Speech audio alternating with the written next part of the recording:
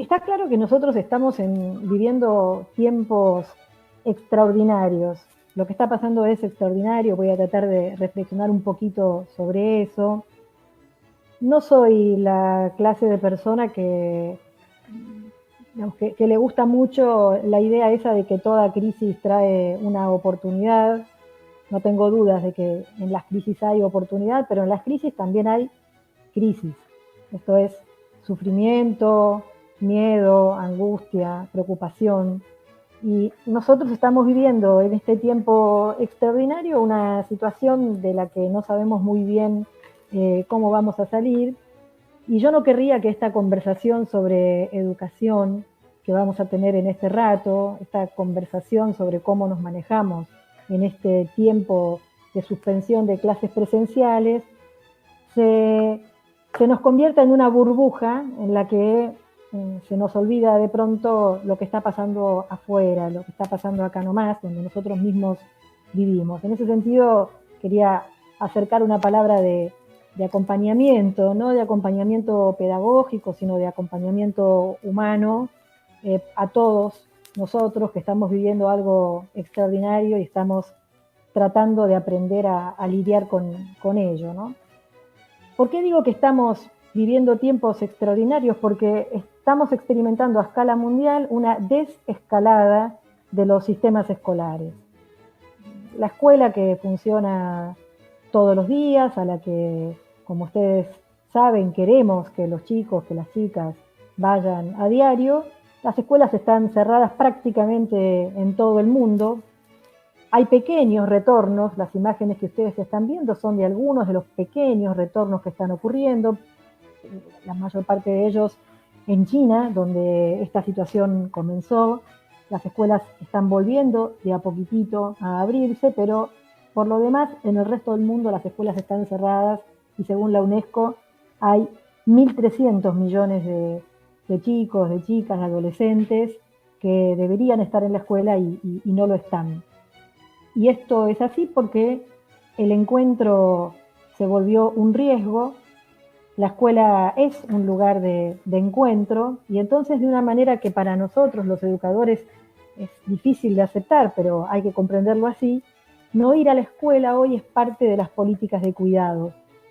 ¿Quién podría haber dicho, no? Que no ir a la escuela formara parte de las políticas de cuidado? Estamos también lidiando con esa suerte de contrasentido para lo que es nuestro pensamiento pedagógico más frecuente. Eh, lo primero que me suscita la situación en la que nos encontramos es una reflexión acerca de que no todo lo que pasa en esta situación es nuevo, no es todo nuevo. Es cierto que hay muchas cosas raras, por ejemplo, esta escena es rara, es cierto que 1.300 millones de chicos que no van a la escuela es raro, pero algunas de las cosas que pasan en realidad son profundizaciones de situaciones que ya conocíamos. Por ejemplo, estos días escuchamos mucho la preocupación porque el cierre de las escuelas y el intento de desplegar la educación en la virtualidad profundice la desigualdad. Pues bueno, la desigualdad estaba presente desde antes, por supuesto que hay un riesgo de que la desigualdad se profundice, pero no es que teníamos una situación igualitaria y de pronto la pandemia produce la desigualdad. Pienso, por ejemplo, en la preocupación que tenemos muchos de nosotros por la desconexión, por aquellos que no se pueden conectar o que se conectan muy esporádicamente y no es muy ajena o muy lejana a nuestra preocupación por la inasistencia. Podríamos asimilar la desconexión a la inasistencia, que como bien sabemos no siempre es voluntad de los chicos y las chicas, es muchas veces consecuencia de las difíciles situaciones en las que viven. Una cosa más que se profundiza, ¿no? La preocupación por cómo asegurar que todos avancen al mismo ritmo. Bueno, esa idea del aprendizaje monocrónico, esa idea de la monocronía está en crisis también en las clases presenciales. No es que esto nos produce una condición que crea un problema que no teníamos.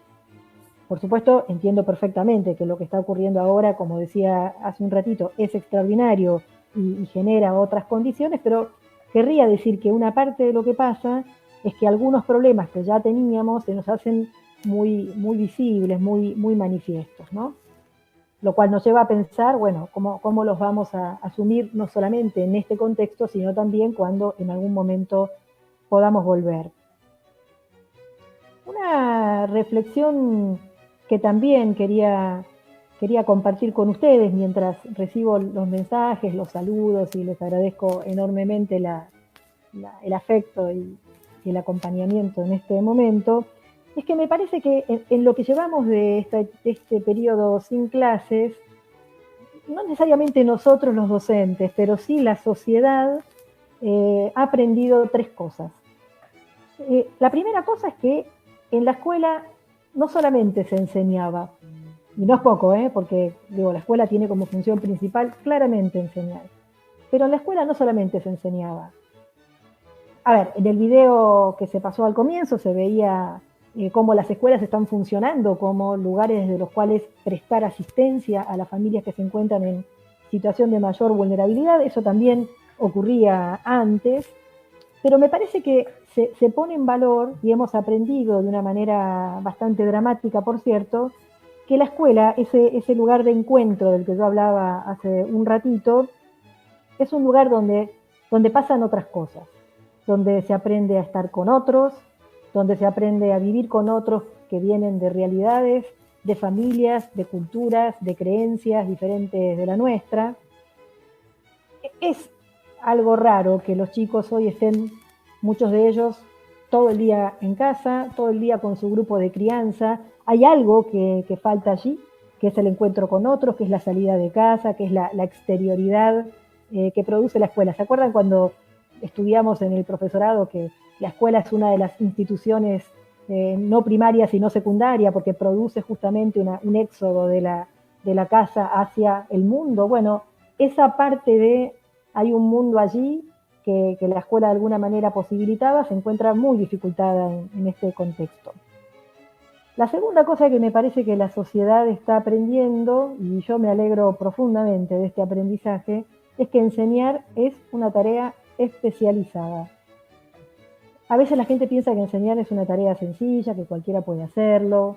Me imagino muchas situaciones cotidianas en las casas de los chicos, en las casas de las chicas, donde los adultos responsables de su crianza o inclusive sus hermanos o primos mayores intentan explicarles algo de la escuela y el tío no entiende, o se enoja, o qué sé yo, y ahí aparece que hay algo que sabemos hacer los docentes que no es natural, no va de suyo, es producto de una especialización que nosotros tenemos, en la que podemos ser mejores o peores, pero claramente nos vamos formando y aprendiendo en el curso de nuestra carrera y acabamos haciendo cosas que no cualquiera puede hacer.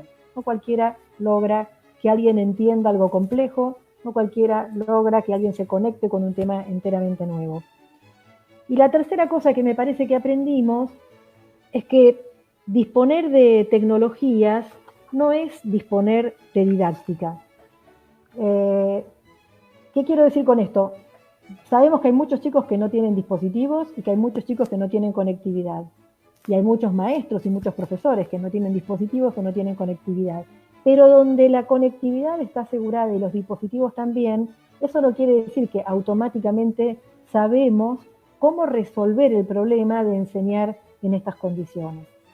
Este argumento no es para decir no tiene que haber dispositivos o no tiene que haber conectividad, sino para decir, bueno, acá estamos en una situación bastante novedosa y hay que producir respuestas didácticas, porque lo que sigue siendo nuestro problema es qué cosas podemos hacer para que los chicos, para que las chicas puedan aprender.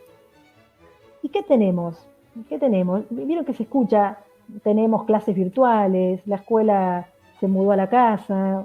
Bueno, yo creo que no tenemos clases virtuales y que la escuela no se mudó a la casa, y esto no es en demérito de lo que estamos haciendo, es al contrario, para tratar de situar lo que estamos haciendo. Muchos de ustedes deben haber participado, por ejemplo, en los postítulos virtuales del Infod, ¿sí? Yo fui profe en alguno de ellos y fui alumna de otro de ellos. Ustedes, si tuvieron esa experiencia, saben que la enseñanza en la virtualidad requiere muchísima preparación previa de los materiales, requiere figuras especializadas como por ejemplo los tutores, requiere crear un entorno que controla la variabilidad de cosas que les pedimos a los alumnos, a los cursantes. Por ejemplo, no podría en un postítulo virtual, aunque lo haga un adulto, aunque sea un docente, no podría estar pidiéndole que se conecte por 5 plataformas diferentes o que manejen 25 apps o que en la misma semana hagan 32 cosas. Se regula la variabilidad del entorno para poder asegurar que el sujeto pueda aprender a moverse en ese entorno.